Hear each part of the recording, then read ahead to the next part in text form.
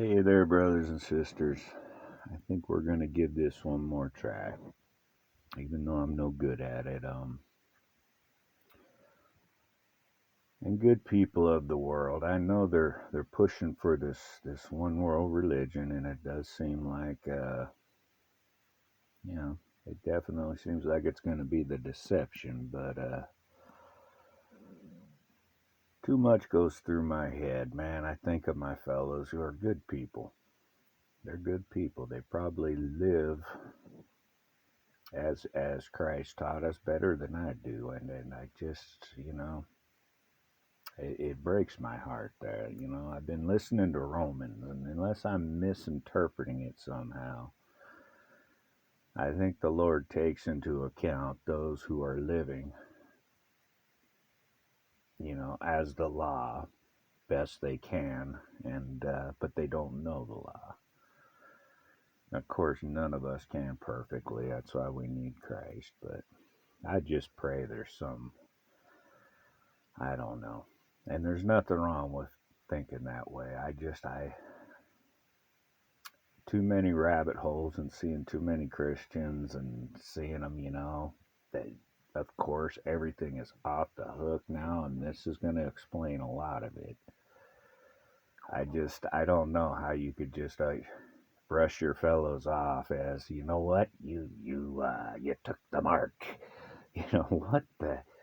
But this is explaining what's going on, okay? This is some pretty deep stuff here. So this is Dr. James Giordano. He's got all kinds of credentials, but let's let him speak. And if you,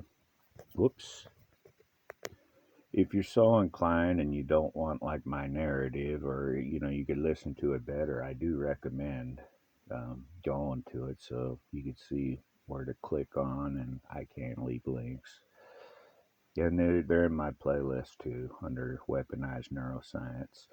All right, guys, so let's dig into this.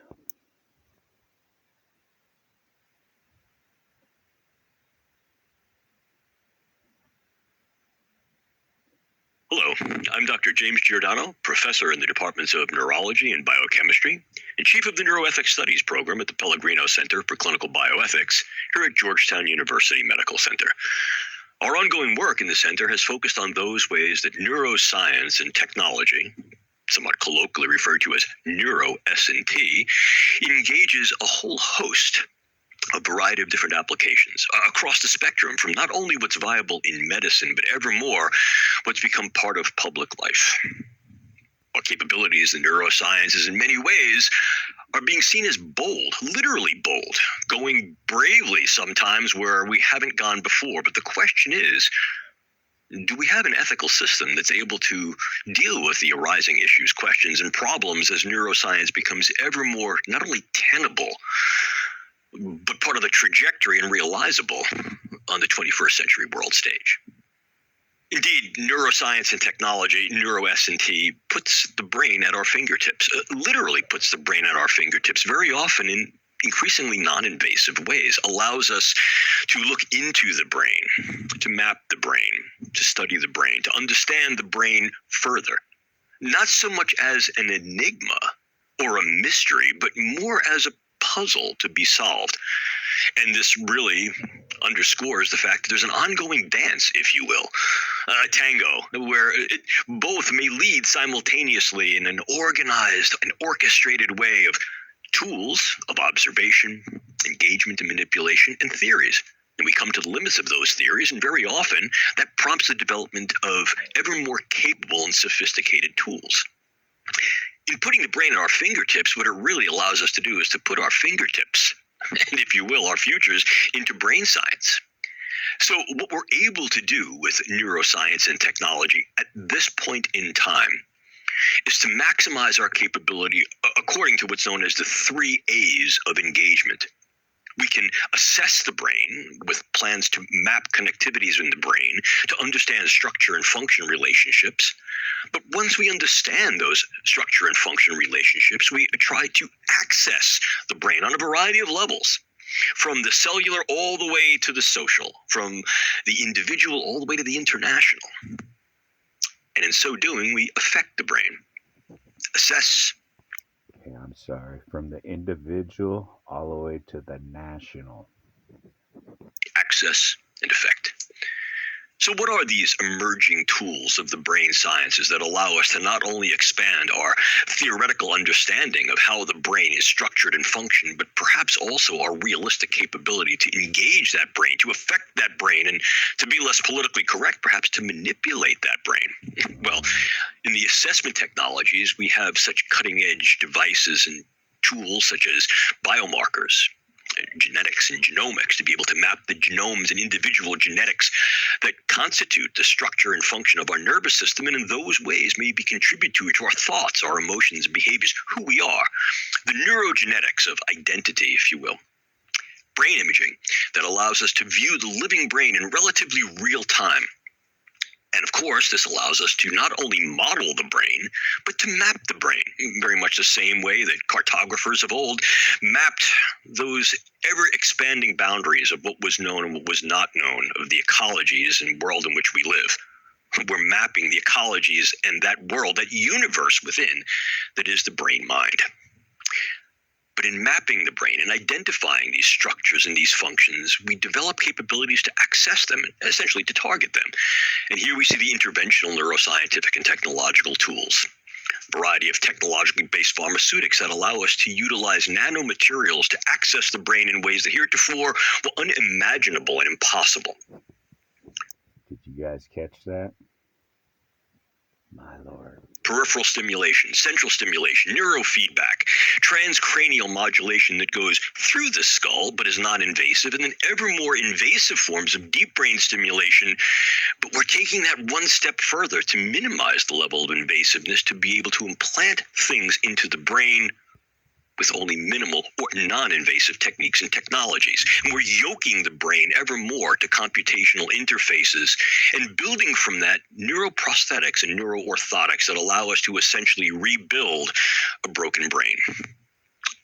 But none of these are capabilized or possible without some of the derivative tools and techniques that brain science brings to the fore, brings to its workbench. These include things like artificial neural networks that can be modeled and then put into computers, and then the reciprocity of those computational systems with the brain to develop AI, artificially intelligent technologies that are indeed reciprocal and cooperative.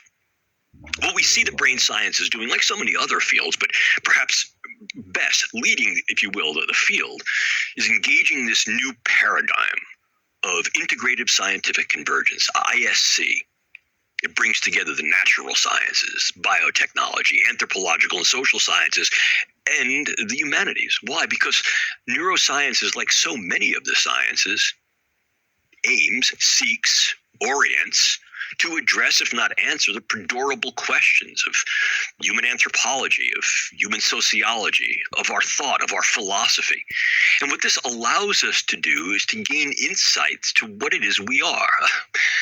The mathematician and philosopher René Descartes posited, "I think, therefore I am." But the flip side of that coin, if you will, is really, how do I think? And if I can understand how I think, what does that tell me about not only who I am, but does that then allow me tools, perhaps, to modify, modulate, direct, self-engineer who that who is? And what this allows us to do is it gives us the toolkit to be able to both assess and affect individuals and groups. And one of the key drivers of that is being able to assimilate, synthesize, and utilize in real and rapid time huge amounts of data. The tools of big data, integrated with the tools of artificial intelligence, have capabilized the brain sciences to a set of abilities, to a frontier of both probabilities and possibilities that just 10 to 15 years ago was almost unimaginable. Indeed, what we find now is that neuroscience fiction,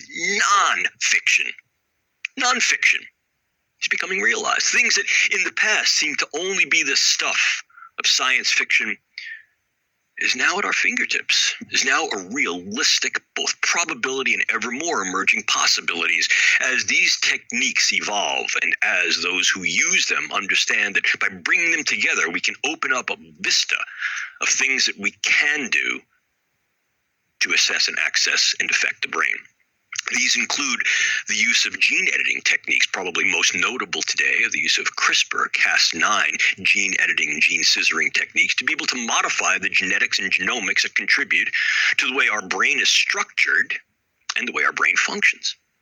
On the assessment side, more and more we're being able to utilize forms of neuroimaging to literally reconstruct the input to the brain that that individual was experiencing.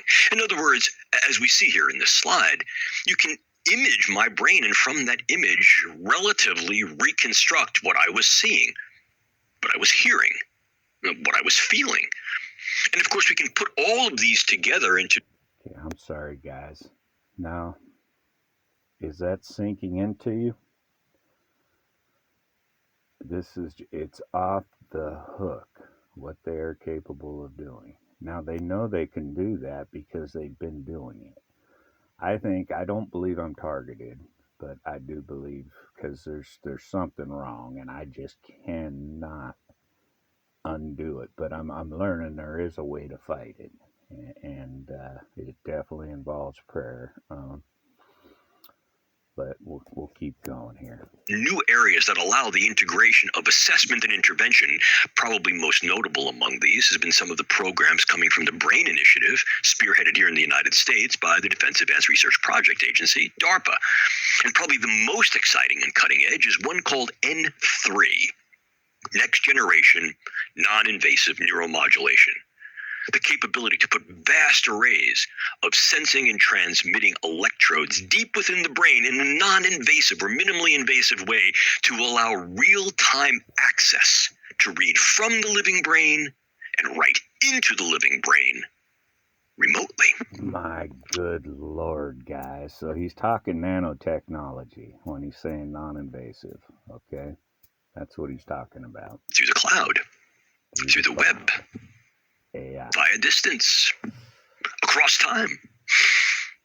And then if we push the envelope a bit further, we begin to see the merger of those ideas that heretofore were thought as, well, perhaps impossible, but now made possible through the conjoinment of a variety of different neurosurgical, biological, biochemical, genetic techniques.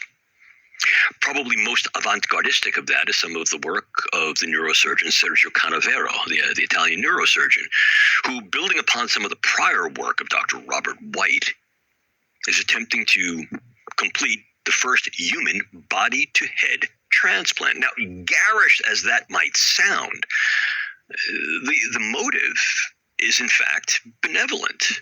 I had the opportunity to speak with Dr. Canavero on multiple occasions, and the low-hanging fruit here is the capability to essentially do good. Yeah, what do we mean? The low-hanging fruit is essentially to do good. That's the low-hanging fruit. By doing good? Well, individuals whose bodies are ravaged by neurodegenerative diseases or other forms of diseases, but whose brain, whose mind is intact. Could we not perhaps facilitate a better quality of life? I mean, realistically, we can say that if someone donates their body to science as an organ donor, might we not use the body in its entirety? And of course, there are technical difficulties and there are huge hurdles. But building upon some of the prior work, the point we're at right now is, well, we could probably get some level of survivability, but now the question is to improve the quality of that survivability. And Canavero argues we won't know what that experience for the individual with a transplanted body is like until we go there. And yes, there are those who push back strongly on the ethical front and say, oh, it's dripping with the yuck factor. But there's plenty of things in medicine that are dripping with the yuck factor. And more than that, this is done with consent. And this is not a small queue of individuals who want to be, if you will, the first neuronaut to boldly go, literally boldly go, where no one has gone before. This may even be seen as a learning exercise. What is it like to have a new body? What is the essence of self? What is the identity that comes as a consequence of that? A bodily set of experiences that are now being processed by a brain. But this isn't fiction. This isn't just some rhetorical exercise. These are things that are actually possible in today's world of neuroscience. The domains of application certainly include medicine, as we see, neurology, neurosurgery, psychiatry, rehabilitation, pain medicine. Paraclinical domains as well, occupational issues and preventive medicine, working essentially before something goes wrong on healthy people to keep them healthy, occupationally protected, and enabled. And now some may say this opens the door, or the proverbial Pandora's box, for discussions of what constitutes treatment or enhancement. But so much of what is preventive is focused upon keeping individuals off the slope, slippery or otherwise, of being made vulnerable to injury, disease, or simply the frailties of human existence. We have to ask then, how far do we go? How far should we go? And if we're asking how far we should go, please understand that throughout human history, virtually any of the emerging tools and techniques that we have used have been put to work for agendas and initiatives of national security and defense. And brain science is no different. The interest in the brain sciences has certainly been manifest for decades, but has really increased with regard to the possibility of utilizing brain science in dual usable ways for warfare, intelligence, national security. And of course, that's an international agenda. Here, too, we have to appreciate that the goal is, quote, good. But who's good? Justice, what rationale, to paraphrase the words of Alistair McIntyre, the philosopher at the University of Notre Dame. Militaries defend the polis, at least in an open society. And so should we, can we, will we use brain science for those orientations, those means, those initiatives, and our desires to keep our societies protected? But what of other societies? What of different values? What of different ideologies? How will brain sciences be used there, and is there an absolute good? But let's back up. If we're talking about doing good for the polis and protecting those societies, what about the societies use themselves of the brain sciences? And ever more, what we see that indeed what's happening is the brain sciences are becoming part of public life. Using the brain sciences in direct-to-consumer and even do-it-yourself means for educational purposes, for wellness purposes, and for lifestyle purposes. Well, indeed, what we see is that neuroscience and technology offers not only the probability to push the envelope of what we can do to be able to assess and access and defect the human brain and its functions, which we'll colloquially refer to as mind, which in many ways are the seat of the self. The potential is there to harness these things in a variety of ways, to be able to affect human relations on local, regional, and global scales, affect human thought, emotion, behavior. And of course, when we're able to do that, then the influential process and posture increases dramatically. There's great power. Okay, sorry. So, are you picking up what he's laying down? I mean, he knows they're able to do that. They've been doing it. So, if you're feeling out of sorts and you cannot figure out why, might be a good reason right there. All right, let's roll. We're there. But there's more that we need to understand, not just in the power of the neurosciences, but in the diversity of neuroscientific initiatives and agendas on the world stage. Current predictions and estimations are such that China will be on pace to essentially outspend and outpace the United States, if not the West, in quotes, what was formerly referred to as the West, within the next 10 years, by intent. With almost a 70% increase in research, development, test, and evaluation in the next 5 years, and a predicted 50% plus gain in overall market share in the neuroscience and neurotechnology fields within the next 10 years. But clearly, it's not simply China on the global stage. Russia has profound programs in the brain sciences. Evermore, we're seeing the use of virtual currencies and virtual nations that are engaging the brain sciences, or at least utilizing its tools. And as we said earlier, even do-it-yourself initiatives and agendas, which for the most part are certainly ethically probitious. But here too, the possibility for corruption, the possibility for capriciousness, if not nefarious, within those communities raises its head and requires at least some look-see, if not some regulation and guidance. But the take-home message here is simple. Neuroscience and technology are not simply the Provence any longer of what used to be referred to as the West. It's a global enterprise, primarily among developed countries, which then raises the specter of what are those ethical issues, focal ideas, problems, and questions. Okay, those of us who've been in the trenches, we know there's already a new world order. We know all governments are, there's just no other way around it. They are all one with an agenda. As brain science in developed countries is utilized globally. How will it affect developing or undeveloped countries and their peoples?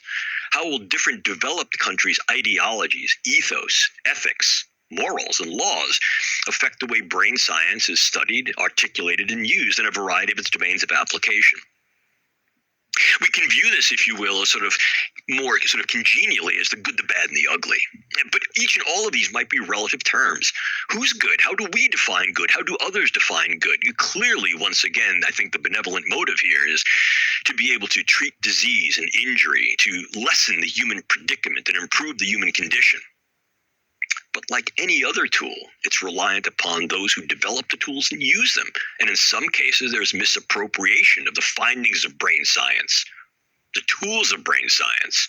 And of course, who gets the goodies? And what does that then mean for the distributional asymmetries that occur within countries and between countries?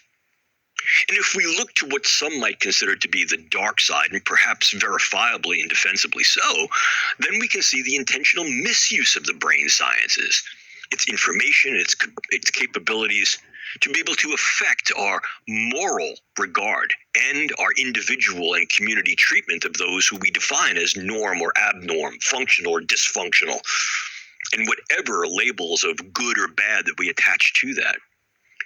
And of course, if we just boldly go forward, what tends to happen here is there's a neglect of the necessary analysis, precaution, and preparation that can be used, and the leveraging of brain sciences in domains and dimensions that perhaps, although initially intended for good, generate considerable harm.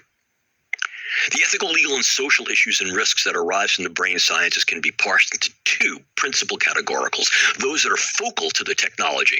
This is unknown science. We haven't been putting electrodes or devices or utilizing these cutting-edge drugs and other forms of chemicals and interventions and assessments for decades, and so we simply really don't know what the intermediate and long-term effects might be. But more than that, the intersection of unknowns. The brain is the great unknown. It is, in fact, in many ways, what the cognitive sciences David Chalmers refers to as the hard question or hard problem, not only of neuroscience, but perhaps of the human condition. We don't know how that great stuff of consciousness, of mind, of self, arises from the gray stuff of those cells in our head. And arguably, we could say, well, we won't know unless we go and use these technologies, but are we prepared for what we may find out and what we can do? What are the real capabilities and limitations? What is the validity and viability of uses of not only the information, but the actual skills, the technologies?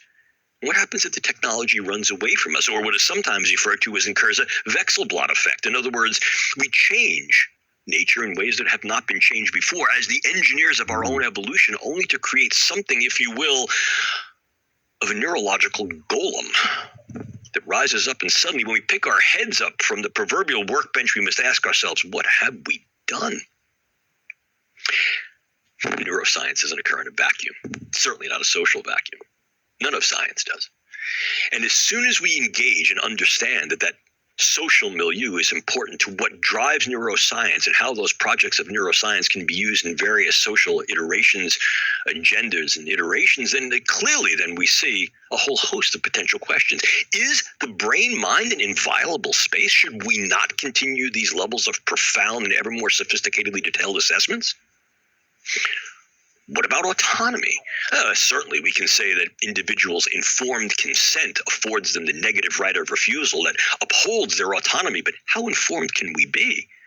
And if in fact we're losing control of where the techniques, technologies, or even the data that is derived from them is held, the provenance, their custodianship, well, what are we consenting to? And will there be the necessary contingencies, as our group at the Pellegrino Center has argued for years, that consent demands at least explicit transparency of whether or not there will be continued research in clinical care? After all, if we're asking people to walk the wire of the neurosciences, We should tell them if there's a net underneath them or not. And that brings us down to issues of social awareness and understanding and what really does constitute treatment, protection, enhancement. And this gets back to the idea, the fact that neuroscience is now a global enterprise that entertains differing values, histories, norms, pluralities, and diversities of the 21st century world stage. Not only in terms of how we will use the brain sciences and what we will study and choose not to, and what those research methods may mean and what they actually articulate, but then ultimately what is produced and who will get those things and what will they be used for, what uses. And here we have to confront once again the idea of dual use. It's a balancing act. Our group over the past 15 years has been dedicated to trying to understand the possibility, if not plausibility, of utilizing a new approach to neuroethics that combines a variety of different kits, a variety of different tools to create a more globally relevant, internationally capabilized neuroethics.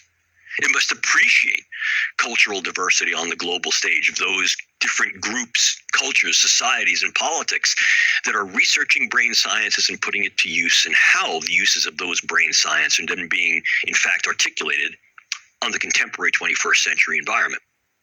It also has to examine and identify and respect local needs and values. In other words, create community canvases from this palette of diverse ideologies and ethics that we must appreciate. But where it gets very, very difficult is where there may be differences, non-alignments, non-consensus of what those ideologies, values, and ethics may inform. And so what we're left with is something of the naturalistic question. What is and what ought to be in the brain sciences? Clearly, what we understand of this is that science and technology, brain science and technology, and ethics provide tools, insights, and understandings that allow us to look into the brain. And in that way, perhaps neuroethics might be something neuroethical. By understanding the way we as humans engage the cognitive and emotional processes of what morality and ethics is, we might be able to gain better insight to how to use morality and ethics. Okay, guys. I think we're done with this one. I'm going to pause it, make some tea, and then we're going to start another one where I think it's called Bench to Battlefield. Yeah, technology, it's the beast, man. We absolutely are the last generation. There's no doubt in my mind. I just, it really weighs heavy on people I love. Just people. I mean, even people that burned me, I don't want to see them go to a bad place forever and ever and ever. That weighs heavy on me. Yeah, I know I can't wish that away if that be the case, just like I can't myself. I just pray we got that part wrong. And again, I don't think I'm wrong for, reading in Romans. I do believe Paul said, man, he would accept that if his fellows could accept salvation. Did he not? All right, so I'm gonna pause it. I'm gonna make some tea, and then we'll do Bench to Battlefield. Okay, guys, if you're still with me, we'll go ahead and watch some of this one. It's same Dr. James Giordano. He seems to be like the driving or the voice of it.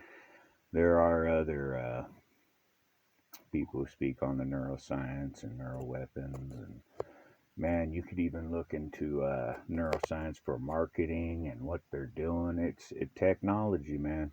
I think it's the beast. And for me, it's got me to the point, all these rabbit holes and, the channels, this is the next. He gets into that. They're controlling all that. Nothing slips past. All the psyops, everything, all of it, all the narratives, they are controlling. Weaponized memes, iconographies, symbols.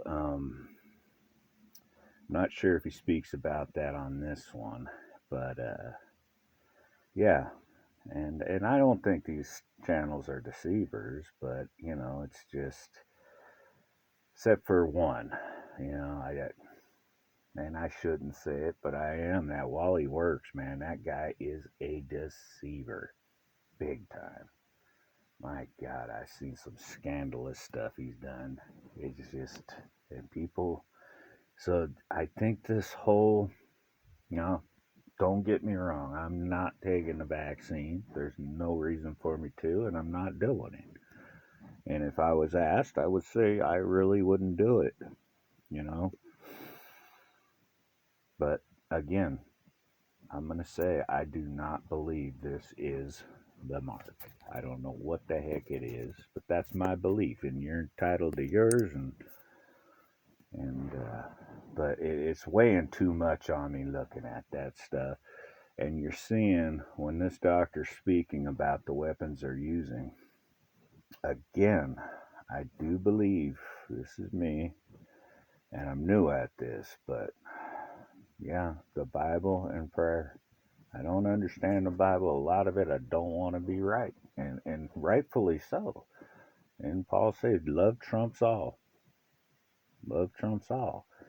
I mean, just to say, you didn't do this, fish or cut bait, or you screwed up with this. And who am I? Who am I to say who's going up or who's going down? Romans really, I was able to digest quite a bit of it. Yeah, there's some wicked, disgusting people, and obviously those I can't really love, and I can't pray for them either. But and stay in love and forgiveness, and working on that, man. Just really none of this world means anything except for love and forgiveness. That's clicking to me. I think I'm done with a lot of the going down rabbit holes, and this is getting deep, so we'll watch some of this. I might do one on Mandela. I know many people do not. There's no way Lord would allow his word to be changed, and well, there's enough evidence that it has. There is, and I mean you can't get, but there's so much evidence, and we'll do one on that too. And it's none of this neuroscience and the neuroweapons, Mandela effect. It's not for fear. It's more just, you know what? Let it go. I have no control over none of this. The only thing I worry about is my fellows, and all this has to be in God's hands. And so we'll go ahead and watch this one. Let's fire it up. James Giordano here today from Georgetown University. He is a professor. I have to read this because it's a lot. He's a professor in the development of neurobiology and biochemistry. He's a chief of neuroethics studies program and the co-director of the O'Neill Pellegrino program in brain science and the global health law and policy at Georgetown University. He served on the joint staff of the Pentagon, and in this area, he heads up the EU Human Brain Project. He's going to talk a little bit about that today. He's tasked with his work is dedicated to the studying and defining of current and political dual-use capabilities in neuroscience and neurotechnology. It's an extremely in-depth discussion. I encourage you guys to ask questions at the end. His area is his expertise is in brain science and can be developed and engaged in military applications, warfare applications, bioweapons, both by state and non-state actors. So I'm going to head it over to Jim. Great, thank you. Thank you. It's really a pleasure to be here. It's my second or third time being out at Livermore. I've been working for a while with Zach, and that's been a real pleasure. And of course, my ongoing work with Paris and company. As Paris mentioned, one of the things that I do is I do brain science, and I've worked in the area of translational brain science, which is bringing brain science from the research bench to the bedside for about the past 32 years. So I've been doing this for a while.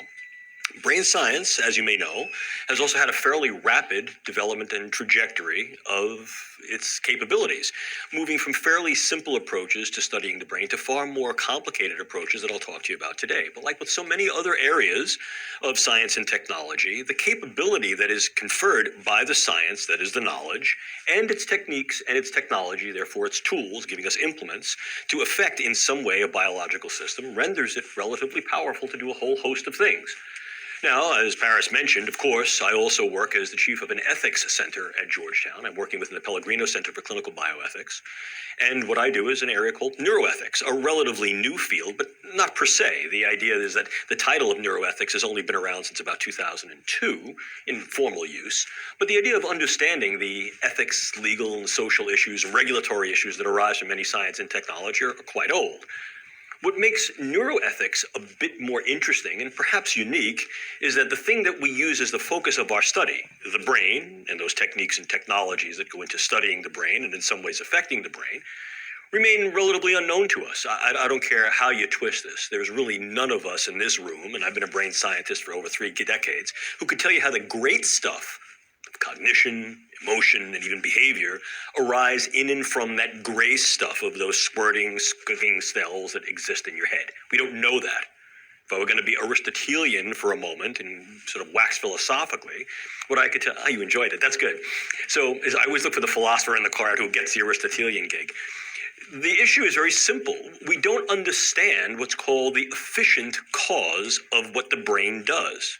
We know how it works as a basic biological system. We might even speculate, and very realistically, why it's important to a biological system. But do we know how the brain makes, quote, mind? No, we don't. Yet, that doesn't stop us, because there's something called the Mechanistic Paradox, which is, although we need to understand the mechanism of how and why something works, we also fall victim to the fact that very often we use what's called satisficing information. In other words, good enough for government work, and we'll just proceed on smartly. Moreover, what that also does is raises the intersection of a host of unknowns. If we don't know how the thing that we're affecting works, well, the beauty of it is the tools that we develop help us to understand that. But then we have to revise what we think are the key issues that come from our tool use on that thing. This is not what's called reductio ad absurdum. This is not reductive thinking. It's real. That said, let me take you on a little trip in time into brain sciences, what they really do. Let me move this down here because I'm so short you can't see me over the bottle of water. So, this slide, I think, very nicely demonstrates for you a relative 100-year history of the brain sciences, going back to an anatomical diagram that was pioneered right after the advent of anesthesia in the middle of the 1800s to be able to allow direct access to the living brain neurosurgically. Now, what that allowed us to do is to manipulate the structure of the brain, and as a consequence of that, see what artifacts occurred with regard to individuals' thought, emotionality, and behaviors. Of course, we all know the prototypic example being Phineas Gage, the railroad worker who got a tamping iron through his frontal lobes, and as a consequence of that, survived, but as the adage says, Phineas was Phineas no more. So the issue here is that there's something ticking away within your cranium that makes you, you. That renders the brain sciences exceedingly important, not anymore perhaps in certain ways than other areas of the biomedical sciences, but in ways that are both practical and philosophical. In other words, if I'm able to in some way assess and affect this thing that is in at least some way demonstrably and perhaps to a large extent responsible for making you, you, your persona, your thoughts, your hopes, your dreams, well, look at the power that that can yield. We like to talk about influencing hearts and minds, but this is a question of influencing brains to influence hearts to then influence minds. Continue to look at the slide, because what you see is the interesting dance that essentially technology has allowed the brain sciences to advance with. We've gone from these rather rudimentary examples of utilizing these techniques of surgery, during the beginning of the last century, the 1900s, to being able to utilize ever more sophisticated anatomical and molecular probes to understand the brain at a variety of ever more nuanced and granular levels, and ultimately to not even have to intervene with the actual structure of the brain, but to be able to assess the brain in real time, utilizing convergent forms of neuroimaging coupled to a host of neuroelectrophysiological techniques. It's been very, very important. Because what this allows us to do is essentially something akin to this, both literally and metaphorically, which is to essentially put the brain at our fingertips. This is my brain. I take it out nightly and floss it with my haircut. It makes it rather easy. But there is something I want you to also understand about this. If you were to do exactly as I'm doing here in this slide, which would be to put your brain in front of you, first of all, the mere size of it, I think, is somewhat interesting to people. We tend to think it's a lot larger. It's not. It fits in the palm of your hands. But now let's wax a little more philosophical, but very practical with that same analogy. If this is something that fits in the palm of your hand, every hope, every dream, every thought, every aspiration, everything you love, everything you hate, fits in that organ. And if I really wanted to wax philosophical, everything that humanity has ever done and will be is a consequence of that organ's function. Once again, we're talking about power. But let me tell you a little neuroanatomical and neuroscientific adage. We have a saying in the brain sciences, see one brain, which means that despite the fact that if I pulled my brain out of my head and his brain out of his and her brain out of hers, it would basically look like that with regard to its gross architecture. The devils and deities lie in the details. Our brains develop as a consequence of their embodiment in me and you, and as a consequence of the environments we work in, which means that what the brain sciences are helping to do is to figure out both what brains have in common and what brains have in difference. Now, the beauty of that is, through the iterative use of big data, what we're able to do is to create large-scale patterns, maps, atlases of not only individual brains, but groups of brains, and use these things comparatively and normatively. The more we know, the bolder we go. Puts the brain at our fingertips. But what you want to see is that the brain sciences have, in fact, created a tremendous amount of momentum and potential. And that is the momentum to be able to assess, access, and effect. And we'll talk a little bit more about that. What it really does is it creates an opportunity to affect the way humans think, feel, and behave on a variety of levels. And those levels don't only extend within the individual organism. In other words, being able to affect thought, emotion, behavior with regard to ranging all the way from the synaptic to our social interactions individually. But it also allows us to then exert certain levels of intellectual assessment, knowledge acquisition, and control about human relations on the individual to cohort to group to community to local, regional, even global scale. And did you catch that? And prior to that, he said in real time. Obviously, we can, in fact, use that information and arguably the capacity to be able to not just use the information, but to actually physically affect the brain through these techniques and tools in ways that are important to, meaningful for, and highly leverageable within national security, intelligence, and defense agenda. This is no different than other forms of science and technology. Arguably, one could say that the individual with the most sophisticated science and technology has always looked to bring those into those agendas to defend kin and kith, to be able to advance an ideology, to be able to defend those things we hold dear. History teaches us that. Latest and greatest tools are very often incorporated into these large-scale agenda, particularly by mechanized and technological countries. We've seen this historically throughout the ages, this being no different. So the idea that what we're able to say is that the leverageability of the brain sciences extends from the synaptic to the social, and from the individual to the global, is not just a lot of fancy rhetoric. It is, in fact, real and realizable. Moreover, in utilizing the brain sciences in these ways, I think it becomes important to understand a formal definition of a term that I will use repeatedly throughout this lecture. This term, a weapon. As directly cited from the Oxford English Dictionary, there are two interactive and I think important definitions of a weapon you need to understand. The first is as a means of contending against another. We hear this colloquially. Someone who has a great sense of humor say, oh, their sense of humor is a real weapon. In other words, they can use it well to interact with others positively and in some cases derisively. The old sort of film noir movies where it showed the sultry woman sitting in the bar and she'd show some leg and be like, those gams are a weapon. Those kind of things. Yeah, it's a means of contending against another. For those of you who are far younger than I, gams is a slang for legs. It doesn't necessarily have to be in a derogative or denigrative way. It is a way of contending against another. I can use humor as a weapon to disarm someone. I can use affability as a weapon to make what may have been a potential foe or hostile my friend. But I think the way that we use the word weapon more colloquially is the one that comes to mind and should not be ignored in this context, which is this: something that can be used to injure, defeat, and or destroy another, a potential enemy. Put them both together, you have this wonderful 25-buck definition, and I usually impugn anyone who reads off a PowerPoint slide, but I just want to reinforce the definition. Something that mitigates aggression and fosters thoughts and feelings of affiliation or passivity. Oh, in other words, if I make my enemy my friend, not my enemy any longer, that's still weaponizable, and or something that incurs burdens of morbidity and or mortality. The idea of this is something not only used to influence and deter, but actually to, in some way, mitigate or prevent an individual from exercising those actions towards me and mine.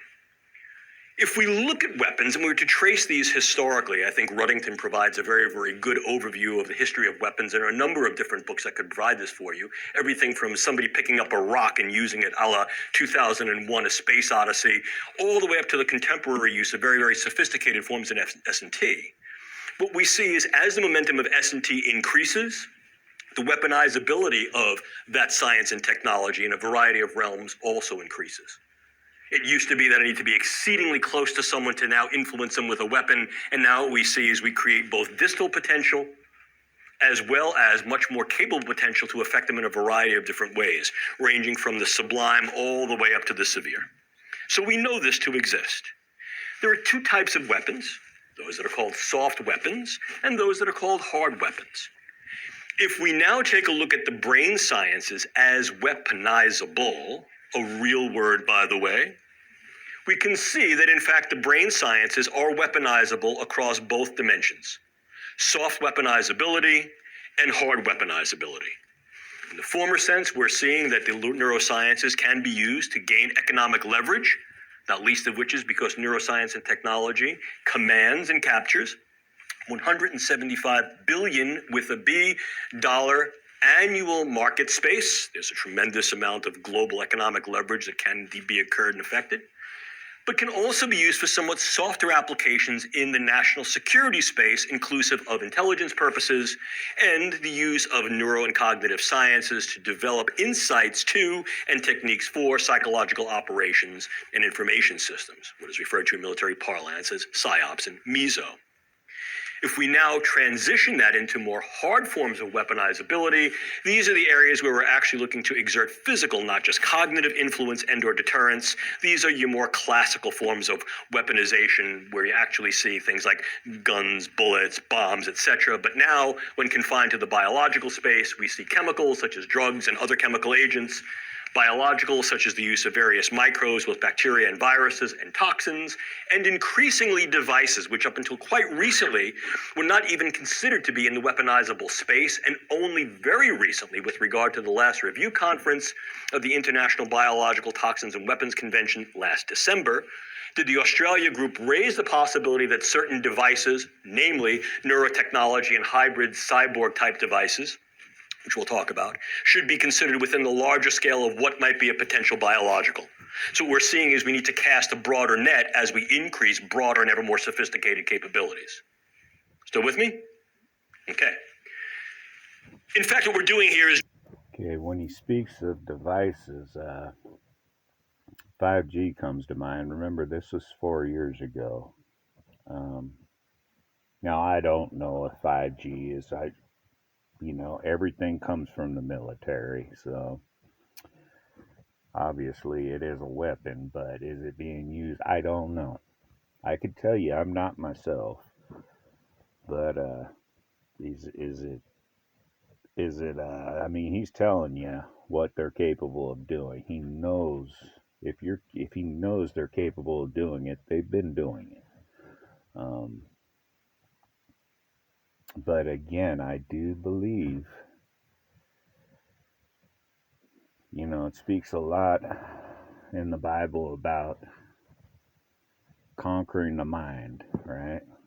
We have to tame the mind. I don't know the exact scripture, but and this guy knows that there's a soul. I believe he's a theosophist.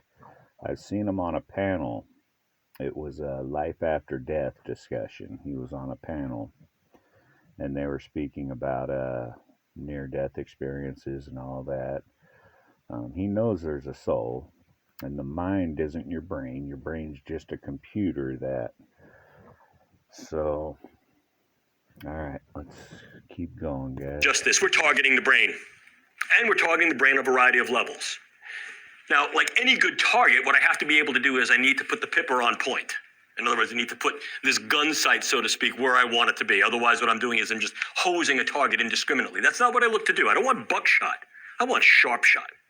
So the first thing that I need to do, as anyone will tell you, is I have to recon my target area quite well so as to be able to acquire viable targets and also to avoid collateral damage. The assessment neurotechnologies do a very good job in doing that with increasing sophistication. They're not used individually, they're used in a way that's called co-registered. I can use forms of neuroimaging, and these are diverse.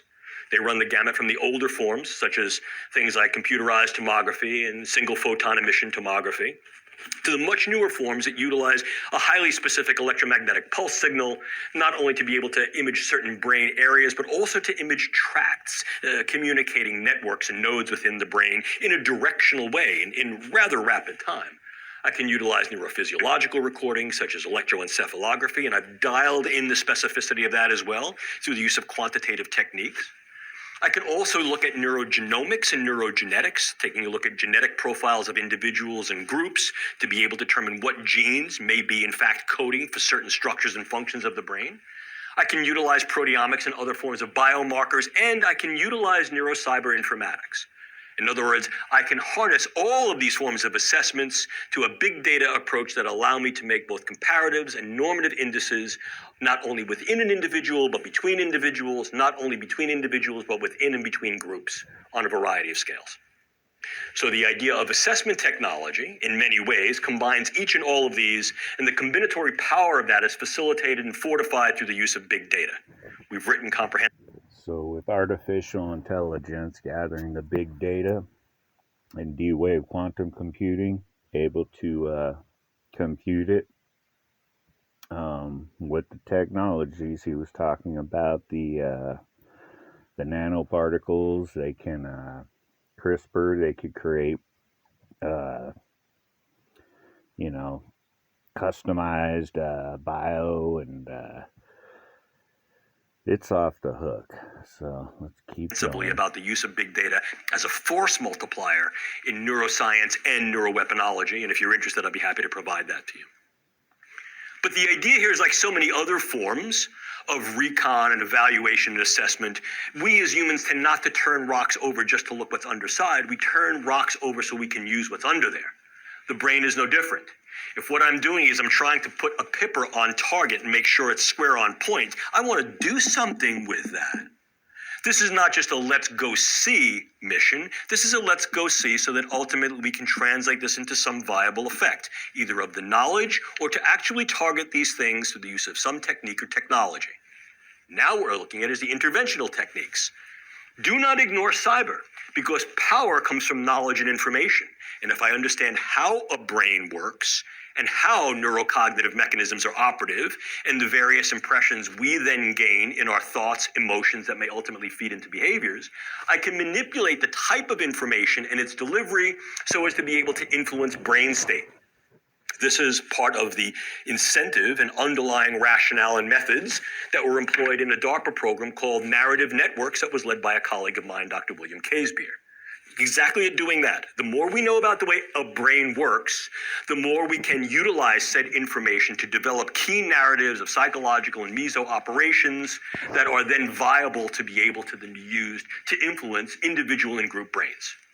We've done this for a long time. This is also referred to incidentally as neuromarketing. And ordinarily, I kind of shy away from that neuro prefix because people tend to use it literally nonsensically. And in fact, a quick homework assignment for those of you who are students in the room. I never lose my professorial demeanor. For those of you who are students in the room, after the lecture today, sometime maybe over the week or weekend, just go to a magazine store, a bookstore, and pull out a few magazines. They don't even have to be science magazines. They can be like fitness magazines, Wine Spectator, Whiskey Advocate. My God, I sound like an alcoholic. Whiskey Advocate, Shape, Vanity Fair. I guarantee you that there's going to be some discussion there with a picture of a neuro image that says, this is your brain, fill in the blank. Drinking beer. This is your brain in love. This is your brain after a breakup. We like to use the brain sciences to sort of import this type of information. And moreover, the idea that we're able to utilize this in a way to understand how brains work to influence various marketing stratagems is becoming ever more the norm. I have a colleague of mine who makes big six figures working for a marketing firm to be able to intuit these types of studies, bringing people into a scanner and seeing what they respond to, and then developing verbiage and image to be able to do just that. That narrative extends beyond the commercial space, also extends into the defense space. I don't know if he gets into it in this one, but they can map out your brain from afar. They don't need to put you like in an MRI. They can map out your brain from a distance. And I refer you to a group of reports that we've been putting out over the past few years through the Strategic Multi-Layer Assessment Group that's headed by a fellow named Doc Kabayan at the Pentagon that looks exactly at that, the neurocognitive dynamics of deterrence. This is still somewhat soft. We still tend to rely more and more on the older forms of get in there and do the job. And now we're looking at basically things like drugs, bugs, toxins, and devices. One more time, drugs, bugs, toxins, and devices. Each and all of these being capabilized by ever more sophisticated, ever more advanced, and iteratively more capable, doable forms of neuroscience and technology. We'll talk about each of these in some detail. What we're able to do with these is not only develop better drugs, but more specific drugs. I had the opportunity and the pleasure to interact with some from the research groups here this morning who are working in the area of nanopharmacology, the idea of harnessing nanoscience to be able to make the drugs more penetrable, more accessible, and more selective in their capability to do just this, target key brain sites and networks that have shown to be operative and functional in certain forms of our thoughts, emotions, and behaviors. Moreover, to be able to develop new forms of biologicals, not necessarily that are lethal, but that are morbid. And one of the more successful approaches to doing this is through utilizations of genetic modification of these microbes, so as to take those microbes that were relatively benign and make them somewhat more morbid in their profile, make them more virulent, or to allow them to be more capable over a longer period of time so that they can be used against various individuals and populations with a greater level of efficiency. We can also develop new forms of neurotoxins, and since neurotoxins for the most part are peptides, they degrade fairly rapidly. But here too, forms of genetic modification, forms of nanomicellar encapsulation and delivery can allow these to become newly available and newly more potent and viable for the use in the weapon space. And once again, we're now exhibiting a new horizon of possibility, which is the neurotechnological device space. Each and all of these, what I should let you understand, is engaged by this particular process, which is a real term, integrative scientific convergence. It is a term that a colleague of mine, formerly at the State Department, named Dr. Ashok Vashasta, has been working very, very closely to advance and understand, and it's essentially represented by this neat little cartoon. It's a de-siloing of the capability space. It's also a de-siloing of the opportunity space, both for problems and problem resolution and problem generation yet again. In the past, when I grew up in science, as many of you have grown up in science doing, for those who are sort of more of my generation, you recognize you had fairly discrete silos of disciplinary operation.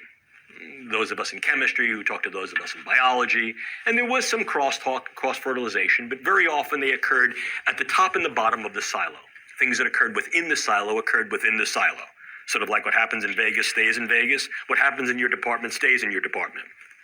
More and more, however, we're moving towards this conjoinment model that de-silos the operation and opportunity space and allows for a much more convergent engagement of what the brain sciences can do. And in fact, for those of you working in the brain sciences, you recognize that there's a relatively sort of fluid dynamic that occurs between physics and chemistry, chemistry and biology, biology and behavioral science, and undergirding and perhaps overseeing all of these are both engineering models and computational models. These have been capitalized by this. So it allows us to conjoin cyber science and tech, the anthro and social sciences, natural sciences, biotechnology, and nanoscience and technology in a large integrative model that increases the viability, validity, and ultimately perhaps value of what the brain sciences can achieve in a fairly short period of time. And in national security, intelligence, and defense agendas more and more, this type of convergent approach is being harnessed upon assessment, access, and targeting of neurological structure and function so as to be able to get a better insight to and influence of individuals and groups on a whole host of levels. One of the things that makes this work, as I alluded to earlier, is the use of large-scale data banking and data utilization, what's referred to as big data. Not to belabor the point to excess or in extremis, understand it is used as a force multiplier. In other words, it takes the forces that are there and it multiplies both their capability and ultimately their value and utility as a consequence of being able to utilize large volume data banks, which then are able to engage, assimilate, synthesize, and pull down in real time individual cohort and populational data tiers, and in so doing allow multiple tier integration, multimodal, multi-level, and then also allow real-time access requirements that can be utilized in practice. In other words, we can use these large-scale data integrators to be able to pull information about him and her and him in a comparative way, in a normative way, and also in a way that allows us to then develop various tools to be able to understand how better to access him and her and him, and all of, as you can tell from my New York accent, use. Now, this has to be scalable in many cases. Check, it is. It has to be customizable. We're still working on that one. It has to be accessible, clearly, because multiple user groups, shareholders and stakeholders have to get to it. And it has to be shareable. There are some issues that go along with that. And for those of you working in the neuroengineering space, this has been a long-standing issue, I would say in some cases, problem, with regard to developing the right types of big data tools and techniques, specifically for large-scale integrative projects, such as those that are being funded by DARPA, subnets, systems-based neurotechnology for emerging therapies, RAM, restoring active memory, haptics, etc. Multi levels of different types of data coming from different types of engineering and science that have to be pulled together to make a cogent picture. But we're doing that. We're moving in those directions. And in some cases, you also want to anonymize or de-anonymize these data, and there are some security issues that you would imagine go along with that. But the other issue that goes along with this is that at least on the research to translation side of the house, you see these increasing needs for what we call security. And I mean real security. You want these things to be secure in terms of their use because I'm providing a lot of information about the you-ness of you. Perhaps your lifelong history, your medical records, things about your brain, what they infer. And the nature of these systems is that you have to stack different types of data platforms and use platforms. And although I am not particularly a cyber technology mogul, my colleagues who are tell me that if something is stackable, it's hackable. I tell you from my own experience, what I am is a longtime judo player and wrestler. And I know if you want to knock somebody down, even the biggest guy goes down at their weak points, and that's their joints. And this is no different. And so the issue here is, yes, we need this tool. We're developing this tool. We see the viability and value of this tool. But we also recognize the vulnerability of this tool, as do others. Key point. Which means that as we're beginning to look at the potential weaponization, weaponizability of neuroscience, we also have to recognize the vulnerability of the tools we're developing to make it work. Those are not only our own vulnerabilities, but those are the vulnerabilities of those other groups that may be engaged in this. But now let's move a little bit more into the more direct applications of viable neuroscience and technology with regard to battlescape use, battlescape applications.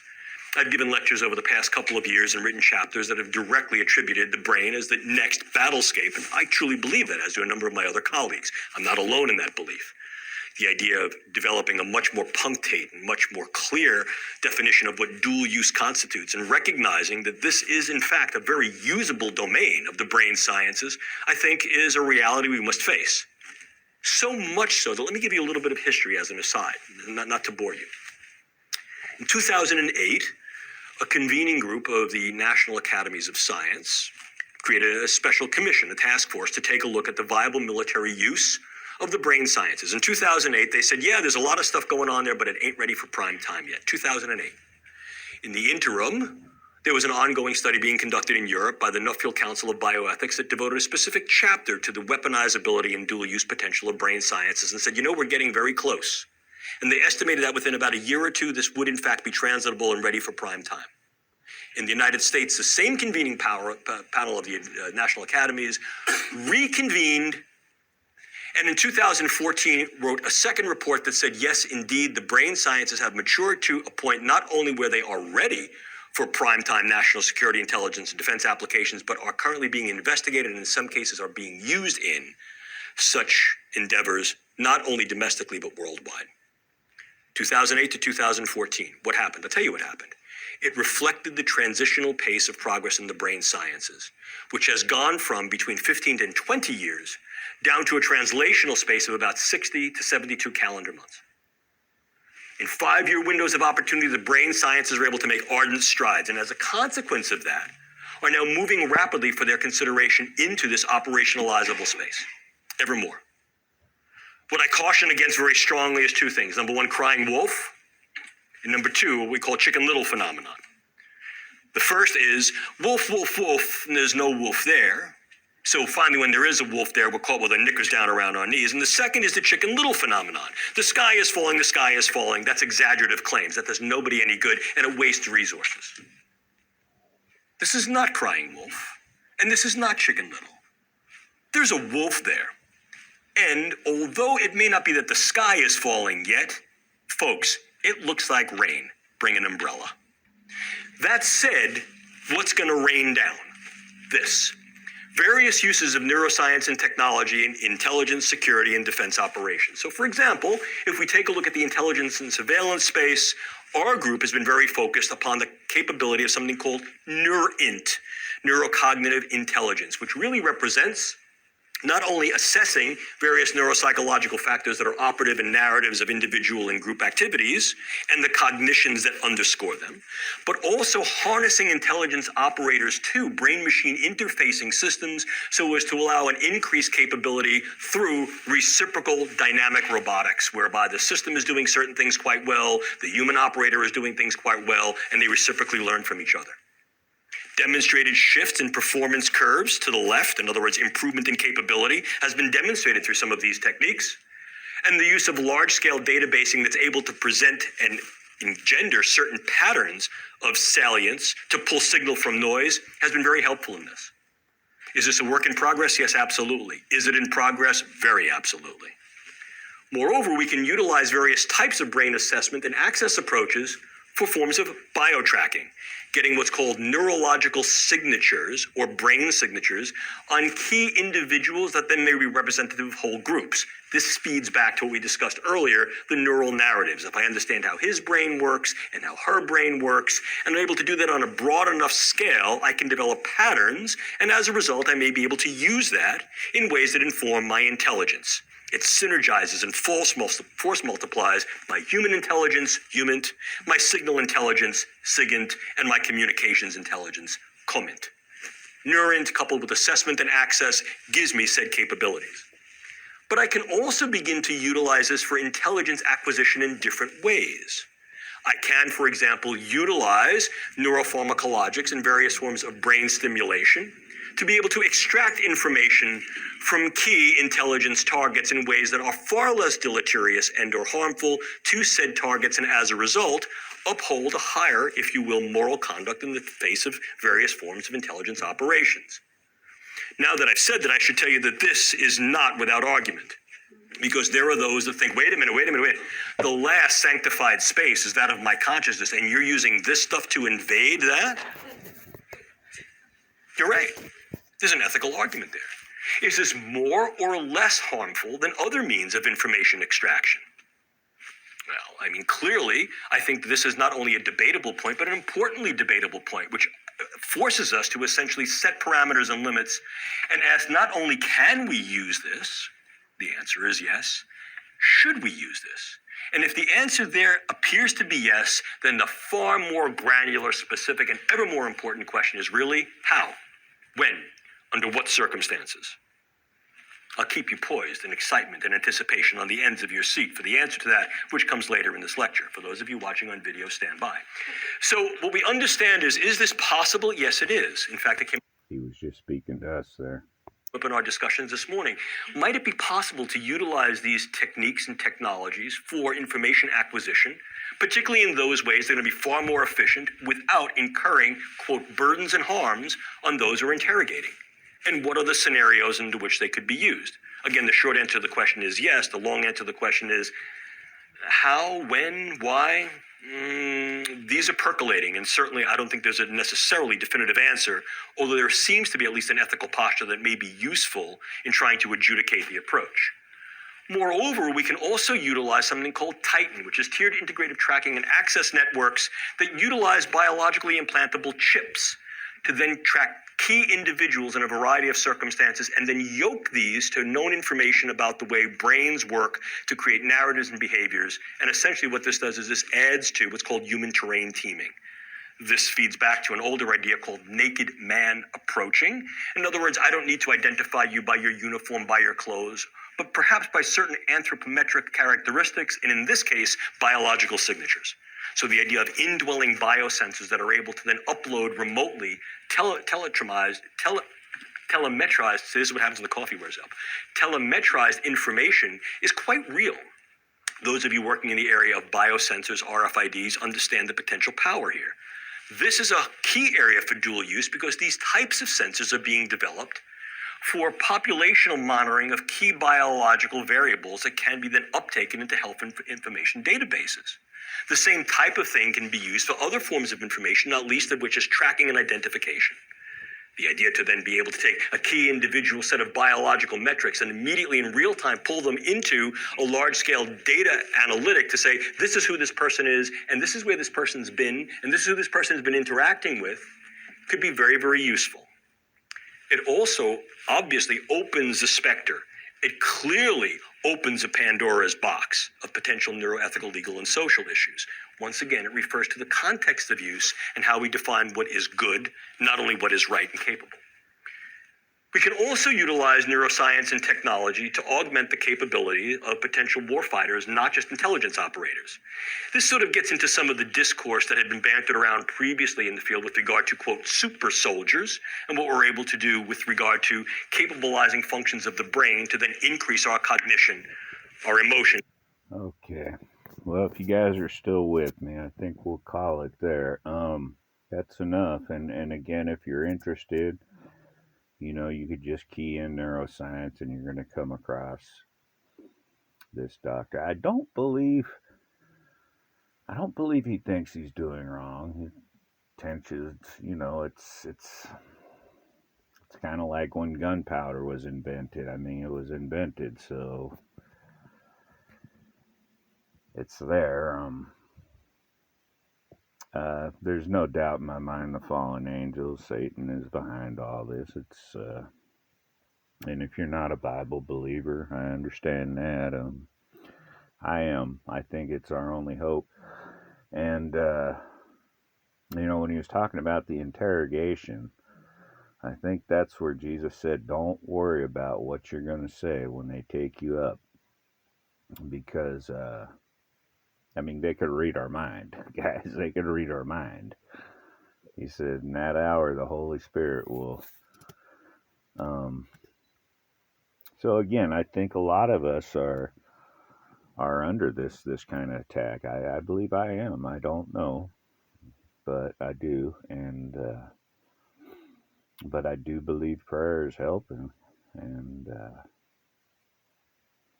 yeah, I think that's the only way. And just not, the only thing I trip about is just people. You know, everything else, you know, oh man, the food's gonna run out, there's shelves. I don't know, man. You know, of course you don't want to go hungry and you don't want to see people go hungry, but this stuff is like out of our hands. So, do we want to read comments? Well, if you guys want to check that out, and I suggest you do. I think the next one we'll do on Mandela. I mean, reality definitely is changing. It's not just the Bible. I mean, it seems like the King James Bible and some of the other Bibles have been, I believe, and I'm going to do one that kind of shows, and we'll focus around just the lion and the lamb. But like Risky Business, the movie Risky Business in the 80s, I forget the actor's name, but he had the white shirt and sunglasses on, and he did that Bob Seger dance, the old time rock and roll. He didn't have sunglasses anymore. He doesn't have sunglasses anymore. Another big one is Ed McMahon in the 80s drove around giving away $1 million checks or $100,000 checks in a little van. He never did that. Now, obviously, those are things they could. I mean, they're doing some bizarre stuff, guys. We are in one bizarre world, as you know. So I believe what's in the Bible. I just, again, I don't want to see my fellows tormenting forever. And again, I know that's not up to me, but my prayer is they don't, because we're all in over our heads. You know, even people who say burned you or did you wrong, man, they wouldn't have done it if they knew it was wrong. We've all been deceived. All of us, even this guy, you know, even this guy's being deceived. And, you know, our heart is inherently wicked. So, I pray you guys are well. And, yeah, I love y'all. And, yeah, I think, man, they say, he's flat out saying, man, we can control your thoughts, your emotions, and they can. And that's why I think it was stressed. We have to overcome the mind. We're battling this, okay? We're in a battle. It's the mind and the soul. Now